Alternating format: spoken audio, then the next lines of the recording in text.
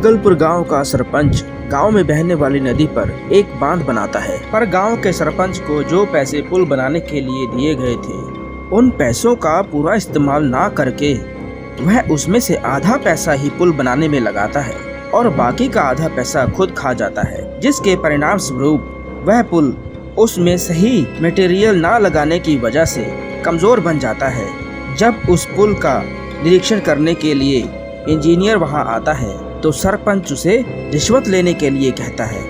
अरे इंजीनियर साहब, ये लीजिए कुछ पैसे आपके बच्चों की मिठाई के लिए, बस आप हमारे इस पुल का निरीक्षण करके इसको पास कर दीजिए। अरे सरपंच साहब, आप तो जानते हैं कि ये बांध बहुत ही कमजोर बना हुआ है। अगर बारिशों का मौसम आया तो ये बांध जल्दी ही गिर जाएगा। उसके बाद इस गांव को बाढ़ से कोई नहीं बचा सकता। अरे इंजीनियर साहब, हमारे देश में बांध तो टूटते ही रहते हैं। अभी अभी हाल ही में गंगा नदी पर बना हुआ पुल भी तो गिर गया था ना। इस देश में पुल की किसको पड़ी है? सब लोग अपनी मस्ती में लगे हुए हैं। इस पर कोई ध्यान नहीं देगा कि सरकार क्या कर रही है। सरपंच साहब, वह सब तो ठीक है, लेकिन अगर किसी ने ध्यान दे दिया तो आप क्या करोगे? मैं तो आज इस बांध को पास करके चला जाऊंगा। कल अगर बारिश में ये बांध गिर गया तो उसका नतीजा आपको ही भुगतना पड़ेगा। अरे ठीक है साहब, हम खुद ही देख लेंगे, आप इसकी चिंता ना करें। बस आप इसको पास कर दीजिए, बस बाकी हम जाने और हमारा काम जाने। इंजीनियर उस बांध को पास करके चला जाता है। सरपंच और उसके साथी खुशी मनाने लगते हैं। कुछ दिनों बाद बड़ी जोर की बारिश होती है और उस बारिश में नदी का बांध टूट जाता है और बांध टूटने की वजह से सारे गांव में बाढ़ आ जाती है। बाढ़ आने की वजह से सारे गांव में भगदड़ मच जाती है। अरे भागो रे भागो, नदी का बांध टूट गया है। जल्दी से अपना सामान उठाओ और सुरक्षित जगह पर भागो। हे भगवान, अभी तो यह पुल नया बनाया गया था, इतनी जल्दी गिर कैसे गया? मुझे तो लगता है इस सरपंच ने रिश्वत खाई थी। अभी इन सब बातों का वक्त नहीं है, हमें जल्दी से सुरक्षित जगह पर जाना चाहिए। बाढ़ की वजह से मची भगदड़ में एक औरत मर जाती है और मरने के बाद वो चुड़ैल बन जाती है। हे भगवान, ये मेरे साथ क्या हो गया? मेरा तो पूरा परिवार ही बिखर गया। मैं अपने परिवार की बर्बादी के जिम्मेदार को कभी नहीं छोड़ूंगी। मैं उसे मार डालूंगी। चुड़ैल को लगता है कि उसके परिवार की मौत के जिम्मेदार गांव वाले हैं, इसलिए वो गांव वालों को परेशान करने लगती है। एक बार हरिया कहीं अकेले जा रहा होता है, तभी रास्ते में उसे चुड़ैल मिल जाती है। कहाँ जा रहे हो तुम? तुमने भी गांव में भगदड़ मचाई थी ना? अगर तुम लोग नहीं भागते तो शायद मेरा परिवार आज जिंदा होता। मैं तुम्हें मार डालूंगी। अरे चुड़ैल जी, मुझे छोड़ दीजिए, मैं अपनी जान बचाना चाहता था, इसीलिए भाग रहा था।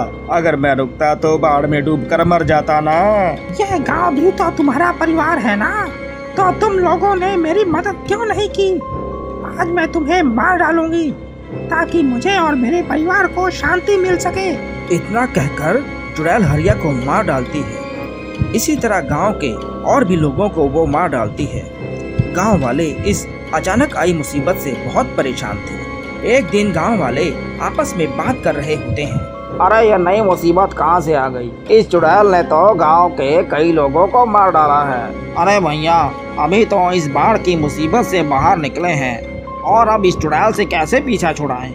मैं एक तांत्रिक बाबा को जानता हूँ। उन बाबा को भूत प्रेतों को वश में करने की महारत हासिल है। सभी गांव वाले उस तांत्रिक को बुलाते हैं। अच्छा, तो ये समस्या है। ठीक है, मैं उस चुड़ैल से संपर्क करता हूँ और जानने की कोशिश करता हूँ कि वो गांव वालों को किस वजह से परेशान कर रही है। तांत्रिक एक मंत्र जाप करने लगता है। ओम भट स्वाहा, ओम भट स्वाहा। तांत्रिक के मंत्र जाप करते ही वो चुड़ैल वहाँ पर प्रकट हो जाती है और तांत्रिक उस चुड़ैल से पूछता है, तुम इन गांव वालों को क्यों परेशान कर रही हो? इन लोगों ने तुम्हारा क्या बिगाड़ा है? तांत्रिक, तो इन गांव वालों को नहीं जानता। इनकी वजह से मेरा पूरा परिवार मारा गया है। तुम्हारा परिवार? कैसे कैसे मारा गया तुम्हारा परिवार? मुझे पूरी कहानी बताओ। जब गांव में बाढ़ आई थी तो ये गांव वाले एक दूसरे की मदद करने की बजाय अपनी अपनी जान बचाने में लगे हुए थे। उसी भगदड़ में मेरा पूरा परिवार मारा गया। अब बताओ, ये पूरा गांव तो एक परिवार है ना। परिवार में एक दूसरे की मदद करते हैं, ना कि अपनी अपनी जान बचा कर भागते हैं। इसीलिए मैं इन सबको मार डालना चाहती हूँ। अरे तुम्हारा परिवार अकेला नहीं था जो इस बाढ़ में डूबकर मर गया, और भी बहुत सारे परिवार हैं जो उस बाढ़ में डूबकर मारे गए। और ये जो तुम्हारे गांव में बाढ़ आई थी ना, ये उस कमजोर बांध के टूटने की वजह से आई थी। उस बांध को तो सरपंच ने रिश्वत खाकर कमजोर बनाया था। अगर तुम्हें मारना ही है तो उस सरपंच को मारो जिसने पूरे गांव को बर्बाद करके रख दिया। क्या सरपंच ने उस बांध को कमजोर बनाया था जिसके गिरने की वजह से पूरे गांव में बाढ़ आ गई थी? मैं उस सरपंच को जिंदा नहीं छोड़ूंगी। आप सभी गांव वाले मुझे माफ कर दीजिए। इतना कहकर चुड़ैल सरपंच के पास चली जाती है।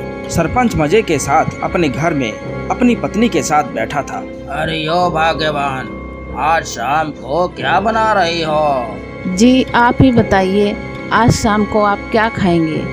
आप जो खाएंगे वही बना दूंगी। अरे मेरी प्यारी धर्म पत्नी, आज तो तुम मुझे बिरयानी खिला दो। बड़े दिन हो गए बिरयानी खाए हुए। तभी वहाँ पर चुड़ैल आ जाती है। क्यों रे सरपंच, पूरे गांव को बर्बाद करके तू यहाँ बिरयानी खाने की तैयारी कर रहा है? अरे बाप रे, ये चुड़ैल कहाँ से आ गई? कोई बचाओ मुझे। आज तुझे कोई नहीं बचा सकता। तुझे गांव के साथ किए हुए धोखे की सजा मिलेगी आज। तभी वहाँ पर सरपंच की पत्नी आ जाती है और वो डरते हुए चुड़ैल से कहती है, चुड़ैल जी आप इन्हें छोड़ दीजिए। इन्होंने आपका क्या बिगाड़ा है? आप इन्हें क्यों मारना चाहती हो? तेरे पति ने बांध बनाने के लिए मिले हुए पैसे अपनी तिजोरी में भर लिए हैं और उस बांध को घटिया मटेरियल लगाकर कमजोर बना दिया, जिसकी वजह से वो बांध टूट गया और पूरे गांव में बाढ़ आ गई। और उसी बांध में मेरे साथ साथ कई गांव वाले भी मारे गए। इसलिए इसको जीने का कोई हक नहीं है। इतना कहकर चुड़ैल सरपंच को मार डालती है।